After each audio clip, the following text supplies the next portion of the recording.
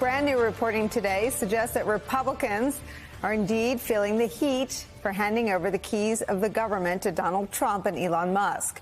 NBC News is reporting this about those town halls being held by the GOP caucus. Quote, party leaders suggest that if lawmakers feel the need to hold such events, they do tele-town halls, or at least vet attendees to avoid scenes that become viral clips.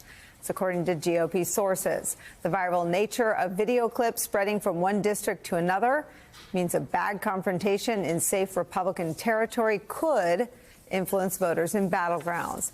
They are, of course, talking about viral moments like these. Elon Musk is ignoring a bunch of financial stuff. He is in the Treasury. He is trying to get access to our tax returns.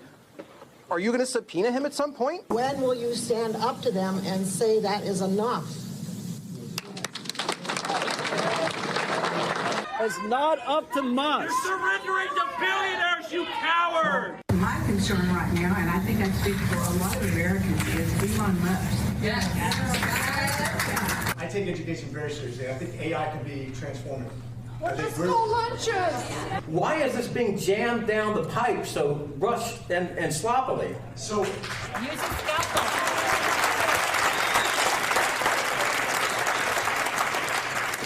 my understanding is when you say you have this many employees that you have to cut, that organization decides who they're going to cut. Now, they may make... It's clear from all the writings of our founding fathers that our great republic was never meant to be ruled by a dictator nor a king. Why is a supposedly conservative party taking such a radical and extremist and sloppy approach to this? If you're going to just yell at me, that's not going to be an effective counter. But we're kids. Yeah, we want to be effective and controlled, because if everybody's yelling, it's not going to be an effective counter. Can you talk to us like actual people? That would be really helpful. Instead of like we're idiots. Quote, but we're pissed. They feel that way in ruby red Republican districts. All across the country, GOP members of Congress are being confronted by their own constituents, their own voters, largely over this chaos greenlit by Donald Trump, but very much carried out by Elon Musk. Elon Musk right now is about as popular 1 month into the second Trump presidency as Trump was at the lowest point of his first, right after the January 6th insurrection. A Washington Post Ipsos poll finds that 34% of respondents approve of how Elon Musk is doing his job. 49% disapprove, 14% are not sure.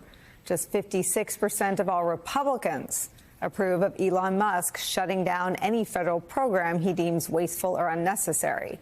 In reaction to all of this, the very low poll numbers, the very public backlash to the chaos, often cruel treatment of federal workers and the agencies that help keep the country running, Republicans are squirming. Politico reports this, quote, Elon Musk is beginning to wear out his welcome with congressional Republicans. Over in the House, Speaker Mike Johnson on Tuesday shrugged off Musk's attempt to interfere with his budget plan. Over in the Senate, North Carolina Senator Thom Tillis pointedly suggested that President Donald Trump's appointee should stand up to the billionaire's whims, including his recent demand that all federal workers justify their employment. A growing number of Republican lawmakers urged the tech mogul to show more compassion for the civil servants he's already culled.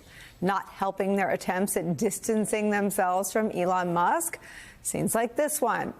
This is what the country and the world saw today out of the White House, where Musk, wearing a baseball cap, dominated much of Donald Trump's first cabinet meeting, admitting to some missteps, but insisting that cuts have to be made. As we reported on this program yesterday, a lot of the cuts Musk and his team of young aides, many of whom have little, if any, government experience, have turned out to be either lies or miscalculations or greatly exaggerated. Elon Musk and the Trump administration's agenda threatening to become an albatross around the neck of congressional Republicans is where we start today. With me at the table for the whole hour, publisher of The Bulwark, host of the Focus Group podcast, political strategist Sarah Longwell, Democratic strategist and professor at Columbia University, MSNBC political analyst Basil Smikle, here for the hour as well. Also joining us, our friend, former Democratic Senator, MSNBC political analyst Claire McCaskill is here, and up on Capitol Hill for us, NBC News correspondent Melanie Zanona. Melanie, this is your great reporting. Tell us more. Yeah, the debate over DOJ has really been consuming Republicans as they have returned to Washington this week. And Republicans have been really pleading with party leaders and party officials for some more guidance about how to navigate this blowback, especially after those viral town halls last week. There's a lot of frustration because, A, they don't feel like they have a lot of information about the cuts. So when they're being asked by constituents about the scope of the cuts or the impacts, they don't know what to say. And B, they're also just frustrated that they don't know how to message on some of this stuff. They want to still be publicly supportive of DOJ, but they also want to protect their constituents. And so in a lot of times that has gotten them in some sticky situations in these town halls. I'm told that when it comes to these town halls, Republicans are now being advised and encouraged to instead hold teletown halls or virtual town halls, or to better vet the participants. So it's their constituents and not potentially activists or protesters who are the ones participating, as a way to sort of mitigate those viral scenes and some of those theatrics that can happen when you have those more public settings. But I was talking to one House Republican who said the RNC has been very supportive, very helpful in offering some suggestions about how to navigate these town halls. But at the same time, they've not been told not to do the town halls, but at the same time said a lot of their Republican colleagues don't even want to bother doing these town halls anymore because they are spooked. They don't want to be on the hot seat. They don't want to have to answer for some of what Elon Musk is doing because they don't want to get on Elon Musk's and Donald Trump's bad side. Nicole. Well, Claire, I think then they should shut down their town halls and let them call Sean Hannity. Here's what that sounds like. One of our tenants just recently got laid off from the USDA, and he's a disabled vet, multiple deployments overseas, and the guy is without a job now, and I'm just afraid that stuff like this is going to get out there. And I know you got a soft spot for military and police and EMS and all those guys, and just a little concerning that we don't let these guys fall off the wagon here and get neglected because they've done so much for our country. I know in the past you've always stood up for the men and women in the rank and file FBI agents, and it's a time they may need your voice again, especially the couple thousand have been seemingly targeted because they worked on the January 6th case.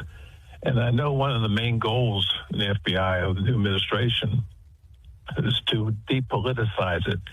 And this appears to be a misstep in the wrong direction. It's frustrating all of us because, how do you make life decisions, try to figure out what to do? How do you know to send your kids to college, if you can afford to buy a house, when there's no information coming from the administration, which I support strongly?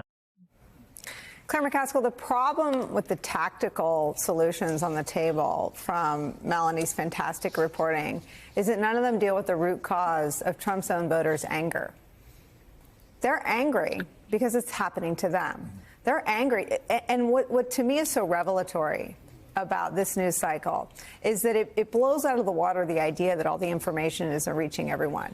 It is. It just wasn't trustworthy coming from Democrats in the past. These are Republican MAGA voters calling into Sean Hannity, complaining about all the things that Kamala Harris and around this program we warned about for 9 years. But because they're happening to them, they finally believe them. And you can shut down all your town halls. Sean Hannity can say, I'm not going to take any more callers. But their friends who've been laid off from the USDA, who's a vet who's, quote, done so much for the country, might, quote, fall off the wagon and get neglected if Donald Trump continues to have his way. And the FBI agents who, quote, did so much for the country, they've been targeted, as these MAGA voters are describing to Sean Hannity. Who knows that's exactly what is happening. And I'm not sure if any of these folks are the folks in their homes who go to the grocery store and buy eggs, but wait till they see how much those cost.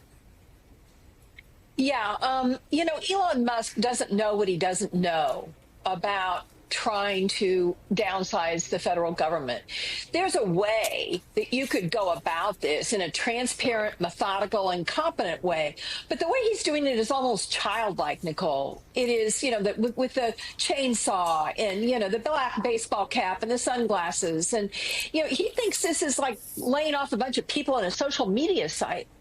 These are people from all over the country, and a huge chunk of them are veterans. I mean, veterans make up a big percentage of the federal workforce, and many of them are doing key jobs that people in communities need. And this is just going to keep getting worse because they're not doing this by job classification. They're not doing it by grade. You know, there's a number of different grades of civil service. 1, 2, and 3 are generally what we'd consider entry level. They're not paying attention to that. You could be someone that they've recruited from the private sector that is incredibly knowledgeable about a subject that is very important in terms of American safety, and they're getting rid of them just because they haven't worked there long enough. So it is really silly the way they've done this, and people are upset. But here's one point I want to make. We cannot say Musk's name without Trump's name, because Trump is going to ditch him eventually, and we can't let him do that. He's the one that invited him to the cabinet meeting. He's the president who sat there and let some weirdo in a black baseball cap with children that have mathematical formulas for names dominate his first cabinet meeting. This is Trump's problem, not Musk's problem, and we can't let Trump off the hook. So